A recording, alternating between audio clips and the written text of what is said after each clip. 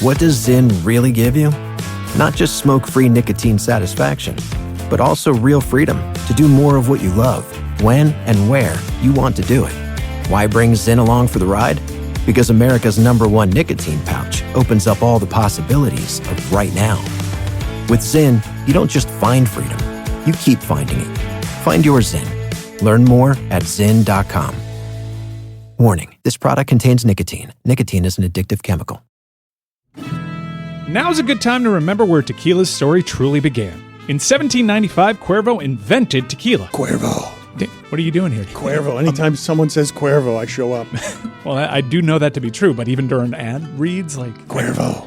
I think you could lay out, especially for one of our great partners. Sweet, delicious Cuervo. Since then, Cuervo has stayed true to its roots. The same family, the same land, the same passion. Cuervo. So, enjoy the tequila that started it all. Cuervo. Cuervo. The tequila that invented tequila. Proximo. Cuervo.com. Please drink responsibly. Cuervo. You guys want to do Shatter Show? No. No, not at all. No, I think we're good. Whoa, you stumbled onto another Wild Billy Wednesday. Hold on to your hats, partners. It's about to get wild. Nothing wilder than not having Dan in on a Wild Billy Wednesday. That's wild, man. Be nice of him to show up to his own show once in a while. Right? Really would. Taking a step back. Seriously. Jeez. What's going on there? Yeah. Someone needs to get to the bottom of that. Yeah, let's start a rumor. Get Barrett Sports on it. Or awful announcing. One of the two. I don't know. They'll write an article. They're on about a it. payroll, right? Like Awful Barrett? announcing? Yeah, Or bad? awful announcing. No, they're just me. Like Like watchdogs. I have a theory. What's the theory? It's for off air. Oh, come on. Really? Wild Billy Wednesday, already come too on. wild. Wild Billy Wednesday. Give us some hints, some notes. You don't have to say the whole thing, but just kind of like, what's the theory around? Maybe someone has a nom de plume. I love this theory. Nanda what? I am Ben Axelrod. Just a side. Maybe someone's running a side hustle with a nom de plume. He's from Cleveland. He can't be real, Ben. Come on. I'm not mad at that. I want to explore that as the show goes on, but we got to start with, of course, Game 1 of the Western Conference Finals yesterday. Is there a greater feeling in sports media than vindication, than saying something and then having it for 2 quarters be like, oh man, maybe I was wrong, and then the second half happens and you sit back and you're like, told y'all asses. Oh man, that was so fun watching. So fun watching Shai Gilgeous-Alexander just turn it on and just destroy the Wolves. And it's crazy because I'm in a group chat with my buddies and they were killing him. It was like, the guy's a foul baiter. He's not fun to watch. And every single shot he hit in that second half, like, was that not fun? Was that not fun? How much more fun can it get? And I'm wondering, is this an internet thing, that Shai Gilgeous-Alexander is not a fun player to watch? Or is this he plays in Oklahoma and ipso facto? It's a combination of things, don't you think? What do you think? I think it has to do with him playing in Oklahoma. Right. I think he plays, he's a weird player in that the mid-range game is really, really good. He's not, hoisting 3 after 3 after 3 like Steph Curry is. So I think all of that factors in. His style of play and where he plays certainly factors in. Well, this is his coming out party for me. If he gets to the fight, and OKC's a big favorite, right? Like they're betting on. I mean, they should be. Yeah, Well, and yes, except yesterday's ESPN's analytics said the Wolves had a 70% chance of winning Game 1, which I have no idea where that math came from. But Right. But yes, the betting odds favor the Thunder. and I'm coming around on. I've been sort of making fun of this Final Four because it lacks LeBron and Golden State and all that stuff, and Boston. But I'm sort of coming around on OKC and the Knicks as a pretty sexy championship round. Doesn't this have to happen for us to grow, right? For the sport to grow, Yes. we have to have this where it's like, I don't know anybody. Well, this is how you get to know new people, and so that we can continue to kind of grow with these people. That's what Anthony Edwards kind of started last year by going to the conference finals. Now this is his second conference final. Same thing for Tyrese Halliburton.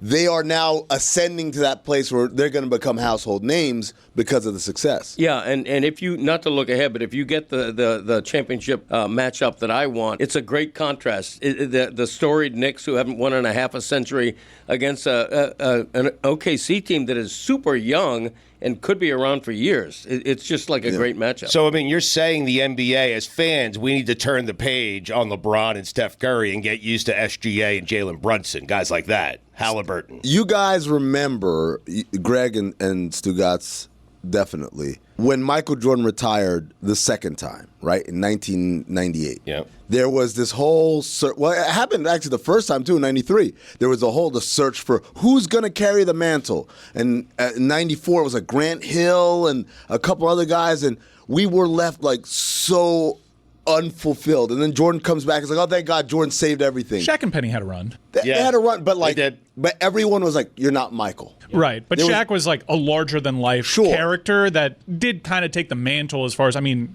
Jordan was a talisman of the league. It's tough, but Shaq, in terms of being a larger-than-life personality, was transcendent. He was, and looking back, of course he was. But I'm telling you, at the time, the whole vibe was we're unfulfilled by these people. No. When Jordan came back, it was a lifeline. It's like, oh, thank God! Like we acted like there was nothing. Like there was just a black hole while he was gone. Yeah, remember it well. Right. And so then he retires the second time, and that same thing. You had Kobe, you had Tracy McGrady, you had Shaq again.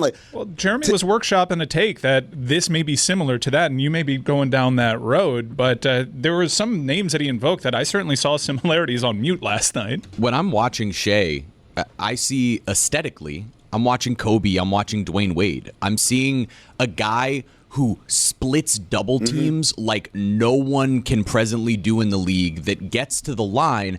And there's this, I mean, you mentioned it, Amin, the internet sort of discourse around Shea is, foul merchant. I think that people don't understand the differences in how you can draw fouls and the ways you go about it. And I think James Harden did it in such a way that felt so, reckless, like it was cheating the game. He's hooking other guys' arms in, where what Shea does with his body control and his ability to draw fouls feels more like these throwback guards, like Dwayne Wade, except Dwayne Wade was 6'3". Shea is 6'6", and has an even better jumper.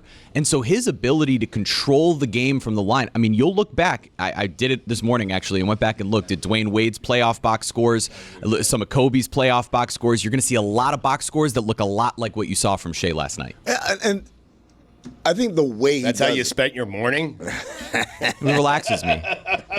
Numbers. Sorry. I mean, I was preparing for the show that we do for 4 hours. I feel like I was helpful. I added a note. Thanks, Jeremy. Yeah. That's good. I feel like you would do that if you didn't have a show to prepare for. I mean, yeah, that's also true. His hobby, crunching numbers. That's just his Wednesday. But it is the way he goes about it, right? Like it's stylistically. I think part of the reason people are feeling so weird about it is they're like, no one's used to watching a player like that in the modern game. I mean, last night, Minnesota took 30 more threes than Oklahoma City, and it's in large part because so much of the game was Shea driving, splitting double teams, and then throwing lobs to other guys because their body movement is unbelievable. He reminds me a lot of Paul George, too, just a little bit quicker. His trade partner. Because he got traded for him? Yeah. He probably doesn't like that comp because Shea is probably going to win an MVP here. But to your original point, that take sounds like it's emanating from people that don't necessarily watch, maybe lump themselves into casual observers. I know because I've probably had that take before about SGA, because OKC, ever since they moved from Seattle, I just don't care to watch this team. There's just something about the market. They never feel big time, but you can't watch last night's game, even if it was on mute, and not be really blown away by his style. If you're one of those bring back 90s basketball type of guys, well, it's right there. It's embodied in SGA. He's really fun to watch. And to me, I think the aesthetic is that, first of all, you mentioned Kobe and Dwayne Wade, Jeremy.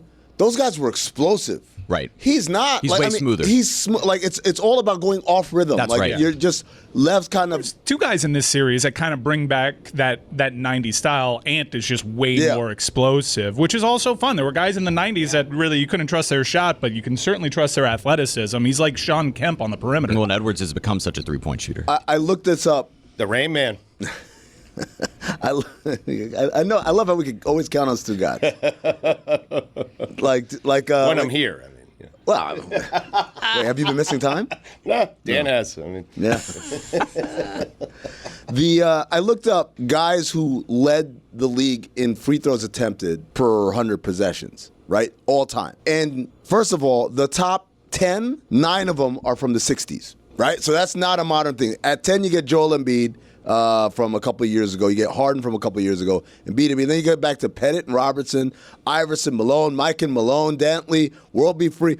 Shai Gilgeous-Alexander is outside the top 30. So it's like he's not egregious, and he's not flopping. He's getting fouled. And that's part of the game. It's like, can you guard me without grabbing me? And him moving in that way is a necessary element to that. People think he's just falling down and drawing fouls when really, if you watch, he is maneuvering his body down low to the ground, keeping his balance and drawing contact in a way that's not hooking guys in. It's just simply being so athletic and so smooth that he can force people into making contact with him in a way that no one else in the league is capable of. So you're saying that drawing a free throw has become sort of a lost art that OKC is bringing back because the 3-ball killed the art of drawing a foul. I wouldn't say it's a lost art that OKC is bringing back. I'm saying that people complaining about Gilgeous-Alexander doing it are being myopic because this isn't even amazing by historical standards. Right. He's one of the best in the league right now. Luka Doncic does it. Jalen Brunson does it. But, like, these guys are all doing it. There's, like, notice a trend here. These aren't guys who are like, he was so fast and explosive, I couldn't help but foul him to guard him. And I think that's part of it is people convince themselves that the type of players that are superstars, the type of players that are unstoppable, the type of players that draw a lot of fouls are jump out of the gym explosion like Michael Jordan.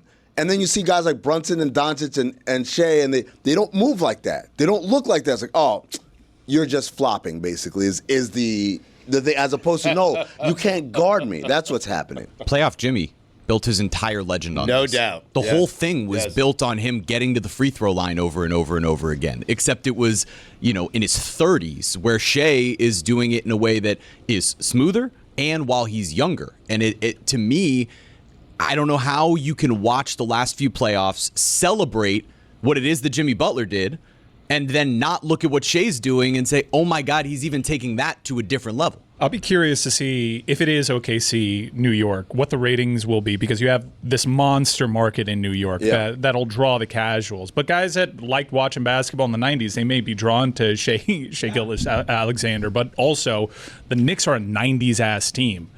From the style to the, like, Brunson's kind of like a modern day Allen Iverson with the way that he plays bigger than he actually is.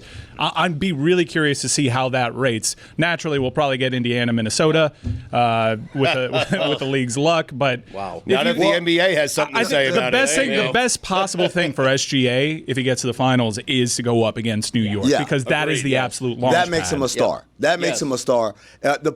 From a rating standpoint, I think Wolves-Knicks is the best possible one because those are the two biggest markets. And also you have the storylines of these guys were traded for one another, right? But the Oklahoma City one is probably the best one for the long-term health of the league because you need to establish that Shea should be a household name beyond bad AT&T commercials. And then the absolute nightmare is probably Pacers versus Wolves or maybe even Pacers. Pacers versus anyone. Pacers. I think OKC needs the. I think OKC needs the Knicks. Minnesota. I mean, Anthony Edwards. Everybody needs the Knicks. Yeah, everybody needs the Knicks. Yeah, but I do think that it would probably be OKC Indiana. That'd be the worst matchup. If it's OKC and the Knicks and the Thunder win, doesn't SGA have a claim to the new face of the league? It's a start. It's a start, but it's a big start. It's a big start. Yes, absolutely. I think. Well, what if the Knicks win? Does Brunson get the same thing? Look, there's a bunch of people in the group chat right now who are clamoring to say yes, Amin, say yes, say yes. You know it, say yes. What I love about the Pacers-Knicks rivalry historically is the Knicks are always the villain anytime they match up against a team because they're from Gotham. But the Pacers historically have always leaned into wearing the black hat. Yes. In that series, Knicks versus Knicks, and doesn't matter how many years have passed.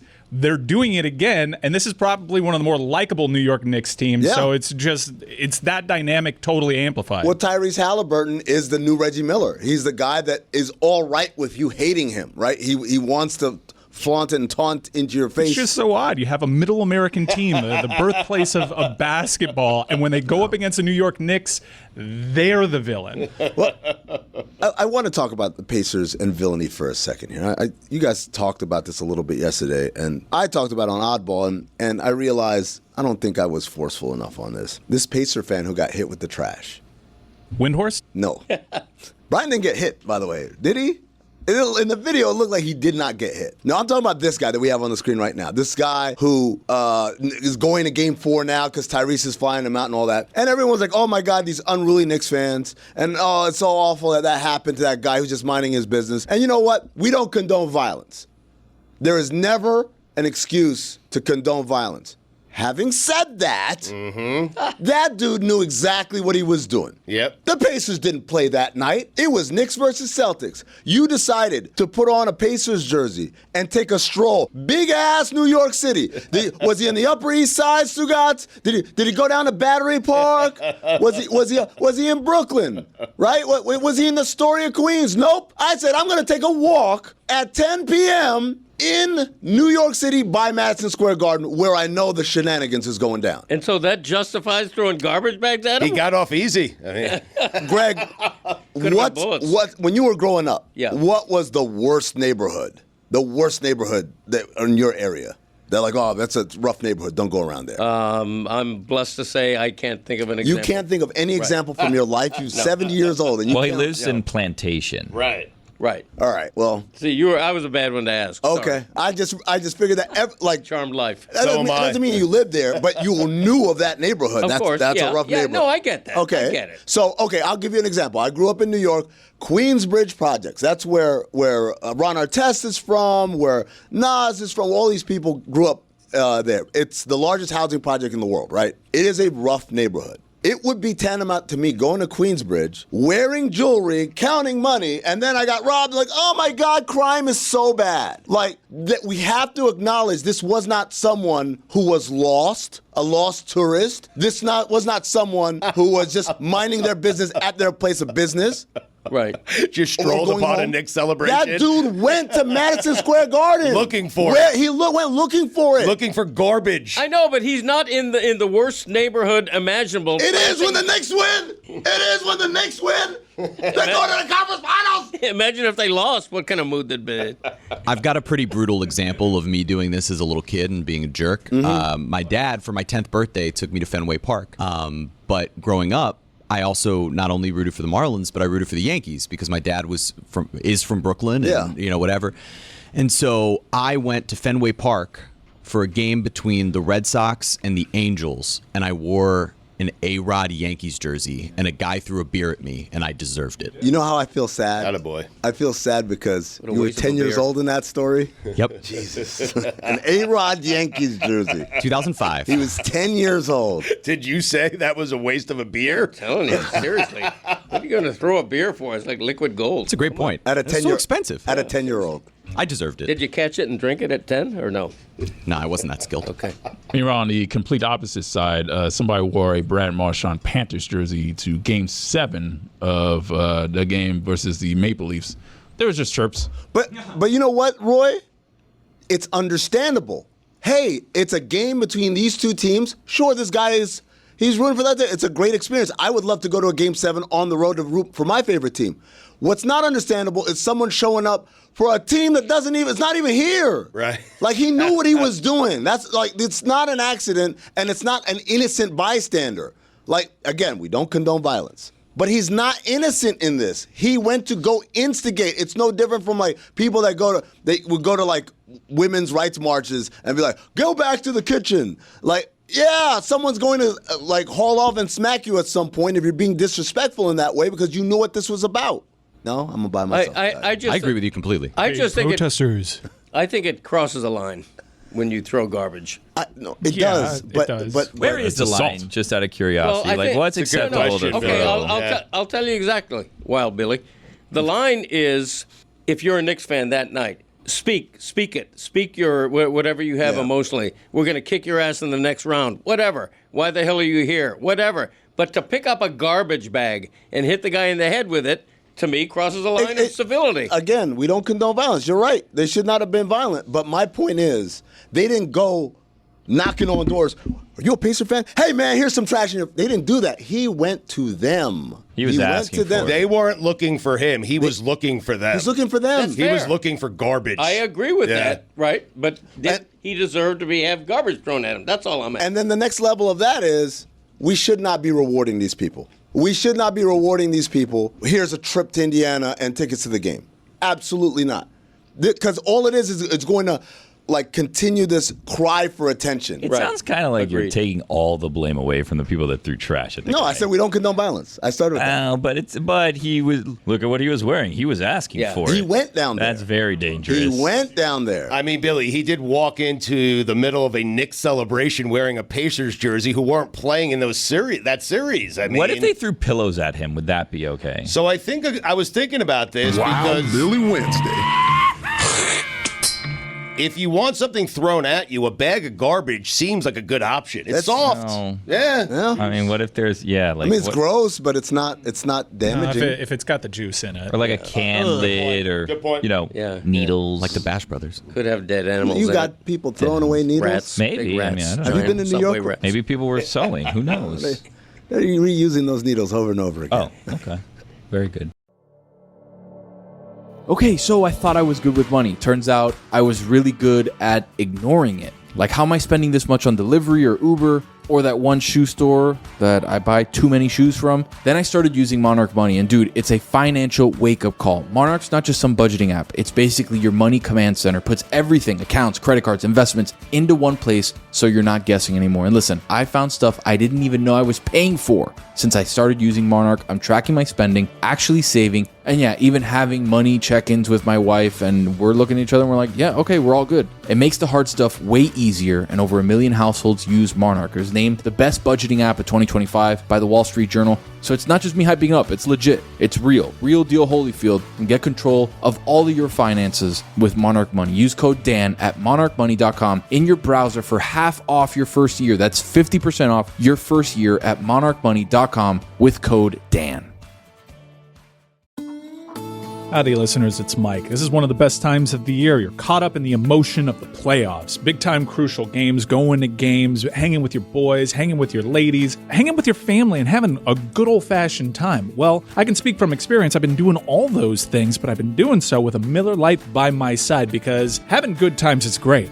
Making those good times a Miller time makes it an unbelievable time, a time of your life. With Miller Lite, a brand and a beverage that has been around for 50 glorious years. That's hard to do. Remain popular and delivering on great flavor for 50 years, brewed with simple ingredients. None of the fluff, just real flavor. Malted barley gives it that rich, balanced toffee note taste and the iconic golden color that just hits right every time. Miller Lite. Great taste. 96 calories. Go to MillerLite.com/Dan to find delivery options near you, or you can pick up some Miller Lite pretty much anywhere they sell beer. It's Miller time. Celebrate responsibly. Miller Brewing Company, Milwaukee, Wisconsin. 96 calories and 3.2 carbs per 12 ounces. The NBA Finals are almost here, and every second counts with DraftKings Sportsbook, an official sports betting partner of the NBA. You're not just watching history, you're betting on it. Now's your shot to get in on the action. Player props, game lines, live bets. This is playoff betting at its finest. New to DraftKings? Bet just $5, and if your bet hits, you cash with $300 in bonus bets. Download the DraftKings Sportsbook app and use code Dan. That's code Dan for new customers to get $300 in bonus bets if your bet wins when you bet just $5 only on DraftKings. The crown is yours. Gambling problem? Call 1-800-GAMBLER. In New York, call 877-8-HOPE-NY or text HOPE-NY at 467-369. In Connecticut, help is available for problem gambling. Call 888-789-7777 or visit ccpg.org. Please play responsibly. On behalf of Boot Hill Casino and Resort in Kansas, 21 and over. Age and eligibility varies by jurisdiction. Void in Ontario. Bet must win to receive reward. Bonus bets expire 168 hours after issuance. For additional terms and responsible gaming resources, see dkng.co/audio. Don Le Batard. He has been great. He's made great hires. I said all. We've said all. He said all that. We've said all. Everyone has said everything. First I heard any of this, Greg. Everything you're saying, It's all been said. It's all been said. Okay, you got to understand one thing. Stugotz. Me maximum. That's Until right. I say it, it hasn't been said. Boom. Okay, understand that. You're the mayor. Until I say it, it hasn't been said. Me maximum. Me maximum. This is the Don Le Batard Show with the Stugotz.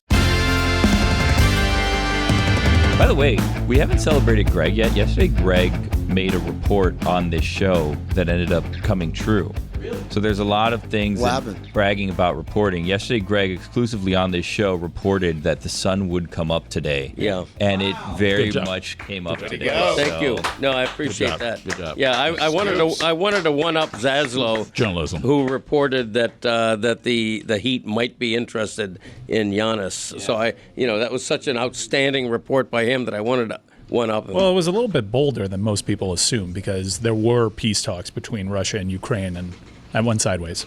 That's a fair comment by you. I appreciate that political analysis. Every day isn't guaranteed, folks. No. That's true. That's fair. But today happened. Yeah, making my prediction all the more remarkable. Yeah. If it were guaranteed, then we would be impressed by Greg's Exactly. prediction. Have I predicted that there's going to be sunrise tomorrow? Not yet. I'm not prepared to say that. Not yet. Still confirming? I'm still. My sources are supposed to call me back. Keep us posted. Yeah, I said, looking at my watch, it doesn't exist. That was a very noble attempt, Roy, to get the conversation going to Panthers. Thank you, Mike. Yeah, thank you, Mike. Did something happen with the Panthers last night? Not really. Just, what many people thought. Mike, let me ask you a question. Once upon a time, I believe, not too long ago, you said something like, that's why blowouts don't happen in hockey. And by my count, 3 out of the last 4 Panther games have been blowouts. What happened to the pride of they're hockey players, they fight hard, they'll never get blown out because they care more? I don't know what you're doing. You're just isolating no? a very small sample. I mean, 3 if you out of the want last 4 games seems like a pretty big sample. All right. Well, are you cherry picking the series that went 7? No. No. It's very interesting. It's a weird hill to die on. It's a hill to die on. Shout out to Jamel Hill because this is what you said after Game 7 of Nuggets Clippers, which was a blowout. And you said, see, that never happens with hockey. Mm-hmm. And now it's I mean, it rarely ever does. Well, that's the thing. 3 out of the last 4 Panthers games have been blowouts. Are you talking about Game 7s or? I'm talking about 3 out of the last 4 Panther hockey playoff games. Yeah, the ones on the road. Yeah, playoff games have been blowouts. The Panthers are a wagon. The Panthers are a wagon, and Carolina is going to struggle this series because they can't score goals. They've been struggling to score goals. Quite honestly, for years, they tried to address it with Mikko Rantanen. Mikko got there for 11 games, said, I don't want to stay here, gets traded to Dallas and carries them to the Western Conference Finals. Carolina, that was a very odd game because Florida did not play very well in that game. Carolina, a tougher team, but really amplified the shenanigans, I thought, and going after Bobrovsky, every play going out of their way to put an elbow on Bobrovsky. Probably shook him up a little bit. I know Chris Nowinski's already alleging assault on Twitter when it came to one of those Bob altercations. What Ghost does to Marchand is just hit a slap shot right at Marchand in the middle of the ice. That's probably going to get reviewed. But I think you see a Carolina team that is very limited. They know it. They're trying to turn to the dark arts to see if they can do this to the Florida Panthers, and that's a bad team to turn to the dark arts to because they have perfected the dark arts. So the more you do that, the more you play into Florida's game. And I just thought that was the game that Carolina needed to get. This could get ugly quick, and this could be one of those ugly series that you point to unless Carolina finds something, some inspiration offensively. They didn't score a single goal with their sticks. Both the goals got kicked in. One was a power play goal that ricocheted, and the first one shouldn't have been allowed flatly. Do it with a stick. Aho even looked back at it. That was so weird. Yeah, I thought Maurice should have protested that. I mean, I thought Paul kind of knew the vibe of the game. Didn't want to risk starting the next period off with a power play and really get that barn into the game. Once you're up with a goal headed into the second period, you're already playing Panther hockey. So I get why he didn't do it because Florida was really controlling that game and it was a bit of a fluky goal. But Carolina's got some big time issues, and if they don't change things, Brendan Moore's going to learn exactly what a sweep looks like. And by the way, Carolina has lost 13 conference finals games in a row, dating back years and years, including the sweep by Florida 2 years ago. No sweep. They didn't get swept. Oh, yeah, right. Brenda Moore. Brenda Moore. Come on now. Moore, yeah. Jesus. Juju, please put it on the poll. Guy who calls an arena a barn. Douche? Question mark.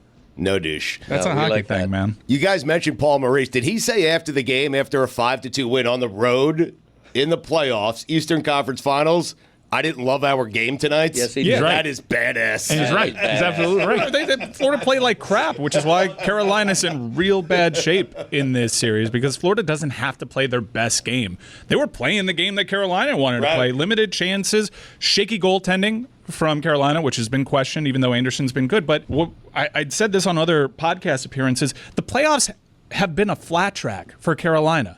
They got New Jersey and they got Washington, two teams that don't necessarily play this aggressive playoff style. And New Jersey's been hurt. Yeah, and Florida's been in the deep end of the pool for a month and a half. And they're still riding it. And I know Russ versus Russ is a discussion, but they were a day and a half removed from a Game 7. They've been playing intense hockey for a while now. And Carolina is just kind of just lollygagging their way around through a very flat track. And they learned yesterday that you have to take it up to another level. And they overcompensated. They were forcing things. They were faking things. They put themselves in trouble with penalties. And it's only going to get worse because now the refs are going to be looking for some of the stuff they did because they got away with a lot last night. I don't think they have that other level, do they, offensively? Offensively, Jarvis is a good player. He's probably the forward that I fear the most over there. Aho has this tendency to really disappear. I mean, really disappear. And where Toronto found success in the series against Florida was screening Bob, getting in front there. And Mikkola just decided midway through that Toronto series he wasn't going to let that happen anymore. And if there was a player to watch last night, it would be Mikkola in front of Sergei Bobrovsky's net, having absolute jousting matches with every forward that was sent his way. Horses and everything. It was crazy. There was just unmitigated violence in front of Sergei Bobrovsky's net, and Mikkola answered the bell. The other thing about Mikkola is him joining on that rush on that AJ Greer goal. That was amazing. You seen that big man over here creating. It was a 3-on-2 and ended up being a 2-on-1 at the blue line. He was a playmaker on that play. Ghost is going to get his block knocked off.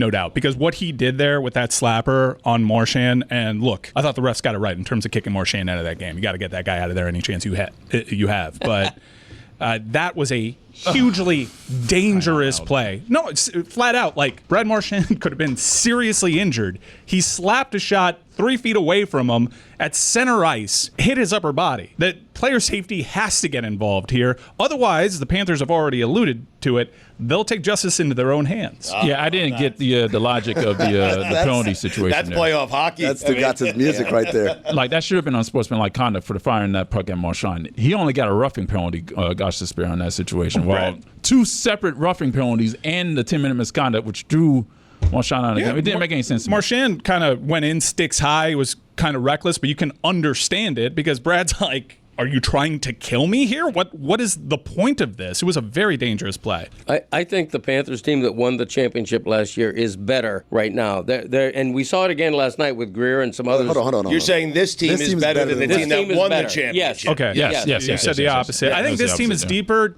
to be determined if they're better. I think defensively they were a little bit more stout last year, particularly along the blue line. But in terms of talent, dating back to the President's Trophy team, I think this is the deepest Florida Panther team that we've seen in some time. Like the Marchand thing, as many people took it as like an insult, I'm saying Florida's got so many great wingers. Look at who the leader in playoff points on 5-on-5 hockey is. It's Luostarinen. Right.